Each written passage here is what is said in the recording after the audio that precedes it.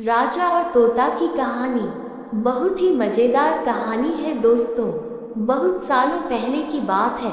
एक राज्य में हरिशंकर नाम के राजा का शासन था।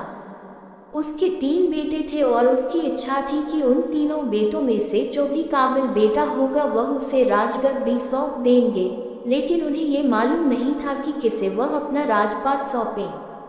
एक दिन राजा ने कुछ सोचा और अपने तीनों बेटों को अपने पास बुलाया और कहा, आज मैं तुम सबसे एक प्रश्न पूछूंगा जिसका तुम्हें उत्तर देना है।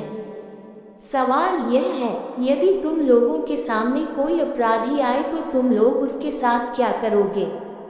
तभी राजा के बड़े बेटे ने बोला, मैं उस अपराधी को मौत की सजा सुना दूंगा। वही दूसरे बेटे ने कहा, उस अपराधी को कालकोठरी में बंद कर देना चाहिए। तभी तीसरा बेटा बोला, पिताजी, हमें उसे सजा देने से पहले ये पता लगाना चाहिए कि उसने सच में अपराध किया है या नहीं। ऐसे में राजा के तीसरे बेटे ने वहां मौजूद सभी लोगों को एक कहानी सुनाई। एक राजा था जिसके पास एक बहुत होशियार तोता था। एक दिन उस तोते ने राजा से कहा, मुझे अपने माँ बाप के पास जाना है। लेकिन राजा ने उसकी बातों को नहीं माना। फिर भी तोते ने हार नहीं मानी।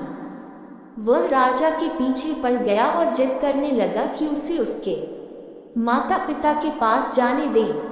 आखिरकार महाराज ने तोते की बातों को स्वीकार कर लिया और कहा, ठीक है, मिल आओ अपने माता पिता से, लेकिन जल्दी वापस आ जाना। राजा ने तोते को सिर्फ 5 दिनों तक जाने का आदेश दिया और बोला, इन 5 दिनों परिवार वालों से मिलकर वापस आ जाना। तोता खुशी खुशी 5 दिनों के लिए अपने घर चला गया। 5 दिनों बाद जब वह राजा के पास वापस लौट रहा था तो उसे ख्याल आया कि क्यों न वह महाराज के लिए कोई भेंट लेकर जाए। उपहार की खोज में वह पर्वत की तरफ मुड़ गया। असल में वह राजा के लिए भेंट में अमृत फल लेकर जाना चाहता था। पर्वत पहुंचने में रात हो गई थी। तोते ने वहां से अमृत फल ले लिया, लेकिन अंधेरा होने की वजह से वह वहीं रुक गया। रात में जब तोता सो रहा था तभी वहां पर एक सांप आया और वह राजा वाला अमृत फल खाने लगा। सांप ने फल को खाया, इस वजह से उस फल में जहर फैल गया था। लेकिन तोते को इस बात का बिल्कुल भी अंदाजा नहीं था। अगले दिन जब तोता उठा तो वह उसी फल को लेकर महल की ओर बढ़ गया। महल पहुंचते ही तोता राजा के पास पहुंचा और बोला, महाराज, मैं आपके लिए अमृत फल लाया हूँ।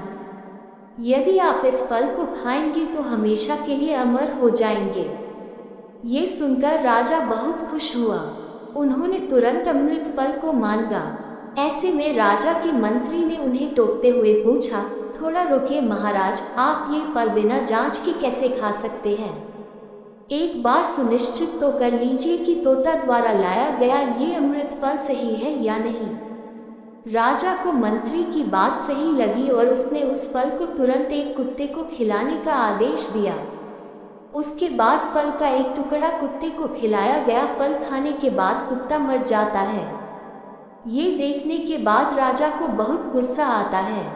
राजा ने गुस्से में तोते के सिर को काट दिया और फल को फेंक दिया। ऐसे में सालों बीत गए और जहाँ फल फेंका गया था वहाँ एक पौधा निकल आया। राजा को लगने लगा कि ये उस जहरीले फल का पौधा है, इसलिए उसके फल को न खाने का आदेश दिया। कुछ समय बाद एक बूढ़ा आदमी उस पेड़ की छाया में थोड़ा आराम करने के लिए रुका। उसको भूख लगी थी और उसने पेड़ से फल तोड़कर खा लिया। उस फल को खाने के बाद वह बूढ़ा आदमी एक जवान व्यक्ति में बदल गया था। राजा ने जब ये देखा तो उसे हैरानी हुई। उसे समझ में आ गया कि वह फल जहरीला नहीं था। उनसे बहुत बड़ा गुनाह हो गया। उन्होंने बिना सोच विचार के बेचारे तोते को मार दिया। इस बात का राजा को बहुत पछतावा हो रहा था। इसकी वजह से वह मन ही मन में बहुत अफसोस जताने लगे। इसके बाद राजा के तीसरे बेटे की कहानी खत्म हो गई। इस कहानी के खत्म होने के बाद राजा हरिशंकर ने अपने तीसरे बेटे को अपना सारा राजपाट सौंप दिया और अपना उत्तराधिकारी घोषित कर दिया। इसके बाद राज्य में जश्न मनाया गया। ये कहानी राजा रानी की कहानियों के अंतर्गत आती है, जिसमें यही बताया गया है कि कभी भी कोई निर्णय लेने से पहले उस विषय से जुड़ी जानकारी ले लेना चाहिए, वरना बाद में पछतावा करने से कुछ हासिल नहीं होता। राजा और तोता की नैतिक कहानी ये है कि हमें किसी को अहम जिम्मेदारी देने से उस इंसान की काबिलियत को जरूर जांचना चाहिए और उसके बाद ही कोई भरोसेमंद काम उन्हें सौंपना चाहिए। किसी को सजा देना मुश्किल नहीं होता, लेकिन जब तक निश्चित नहीं हो जाता कि सामने वाले व्यक्ति ने सच में वो अपराध किया है या नहीं, तब तक किसी को सजा देना गलत होगा। कभी कभी एक गलत फैसला आपको जिंदगी भर पछतावे में डाल देता है। निष्कर्ष: इस कहानी का निष्कर्ष ये है कि किसी को उत्तराधिकारी चुनने से पहले उसकी काबिलियत को परखना जरूरी है।